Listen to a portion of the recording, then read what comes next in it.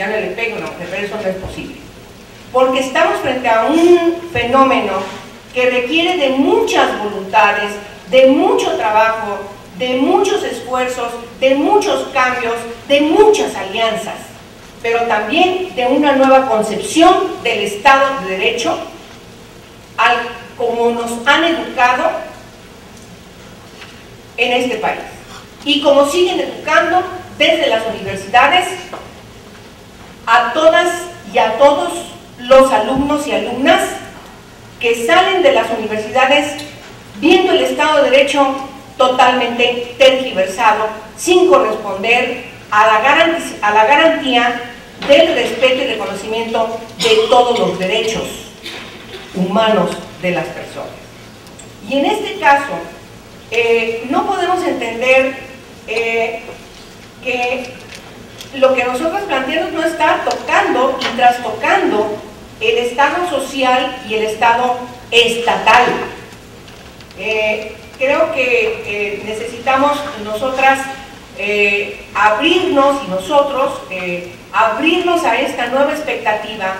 y entender que no podemos sustraer todas nuestras demandas, nuestras luchas, nuestras actitudes cotidianas de buscar que las mujeres seamos respetadas como sujetas de derechos, como dice la Constitución, si no entendemos que tenemos que darle una visión desde el Estado para poder entrar de raíz al cambio que necesitamos construir para tener un Estado de Derecho totalmente distinto. Y efectivamente, no nos podemos dejar que nos confundan que el Estado de Derecho es aquel Estado policíaco en donde los policías aplican un macanazo para imponer el Estado de Derecho.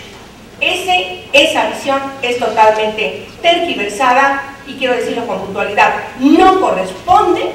a los preceptos inscritos en las garantías individuales y en las garantías sociales de nuestra Constitución, que es el marco jurídico fundamental del Estado mexicano. Entonces, el procedimiento que tenemos que accionar, que tenemos que emprender para garantizar que esta construcción hacia este nuevo Estado de Derecho para las mujeres y para las niñas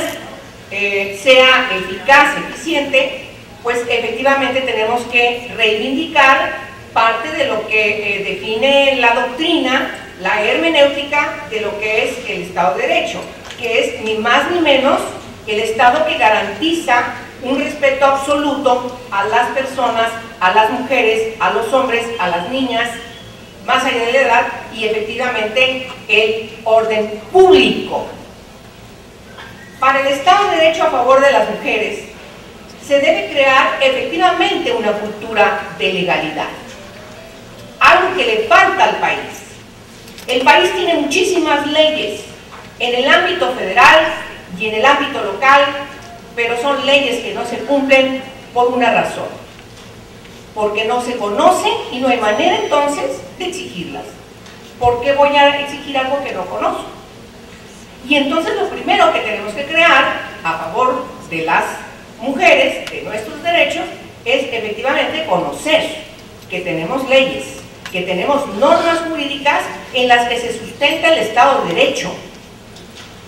en las que se sustenta el Estado democrático, como dice la Constitución, en donde desde el primero constitucional se determina el principio de la no discriminación. Y por lo tanto, además, tenemos que definir el principio de legalidad. Tenemos que construirlo a partir de nuestra comprensión, de nuestra información, no solamente de la lectura, sino también del análisis y del significado y trascendencia que tienen las normas en las que se fundamenta este Estado de Derecho. Y por lo tanto, me parece que es muy importante que entendamos en esta exposición de manera muy somera y rápida cuál es ese marco jurídico que nos da el fundamento esencial para entender que estamos frente a una visión totalmente distinta del Estado de Derecho que nosotras estamos construyendo. Las leyes, en primer lugar, del derecho internacional de los derechos humanos. Esas en primer lugar. México como Estado parte en el marco de la Organización de las Naciones ha mostrado, ha enfatizado, ha asignado su voluntad para participar, para estar dentro del derecho internacional de los derechos humanos. Y en el derecho internacional de los derechos humanos de las mujeres y de las niñas se han diseñado una gran cantidad de leyes que conocemos como tratados, como convenciones, como convenios, como protocolos,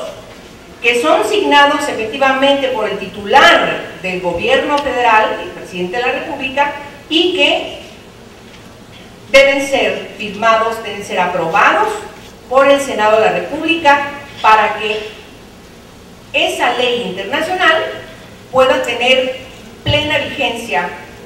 en nuestro Estado de Derecho, en nuestro marco jurídico como república, como nación. Y aquí se ha hablado por parte de Marcela, de manera muy espléndida, lo que ha significado para nosotras, pero también para los hombres, buscando también perseguir esta utopía de la equivalencia humana, que también ha desarrollado muchísimo Marcela, pues lo que ha significado la CEDAW. Pero no la voy a tocar, porque esa es materia de la doctora Gloria Ramírez, que después de mí va a tener una brillante intervención, porque es experta desde la Academia Mexicana de Derechos Humanos de la aplicación de la CEDAW. Bueno, también se ha hablado de la Belén do Pará, la Convención para prevenir, sancionar y erradicar la violencia contra las mujeres, diseñada en el marco de la Organización de Estados Americanos, por eso es la Convención Interamericana, pues efectivamente forma parte, como dice el artículo 133 constitucional, de nuestro marco jurídico. Dice el artículo constitucional que todos los tratados que sean aprobados por nuestro país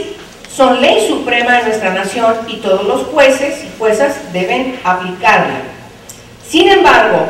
por nuestra misma determinación constitucional se hace necesario, pero además también por la forma como se ha venido construyendo la aplicación de las leyes, se hace necesario que haya una armonización a nuestra legislación. Y el origen de la Ley General de Acceso de las Mujeres a una Vida Libre de Violencia, efectivamente, es la armonización desde que comienza hasta que termina de la Convención Belén do Pará. No refiero los pactos sobre tratados de derechos humanos, no refiero, pero ustedes los conocen, los protocolos de todos estos tratados, los convenios que se han diseñado en el marco de la Organización Internacional del Trabajo, que protegen de manera específicamente los derechos de las mujeres trabajadoras, que protegen del trabajo infantil, que protegen a las mujeres indígenas, etcétera, etcétera, etcétera, y una gran cantidad de convenciones que han sido diseñadas en el marco de Naciones Unidas para garantizar los derechos civiles, los derechos políticos, los derechos de las personas con discriminación y de una gran cantidad de derechos que todos están asignados para ir buscando que los hombres y las mujeres efectivamente puedan gozar de todas las garantías que los países tienen definidas en su Constitución. Y luego es muy importante que este marco jurídico internacional pues también tomemos en consideración lo que define nuestra Constitución y las leyes que se derivan de la Constitución, entre las que se encuentran, cuando menos en la última época, formando esta base jurídica, filosófica jurídica totalmente a favor de los derechos humanos de las mujeres, y que conocemos entre ellas la Ley General de Acceso a las Mujeres a una Vida Libre de Violencia, pero también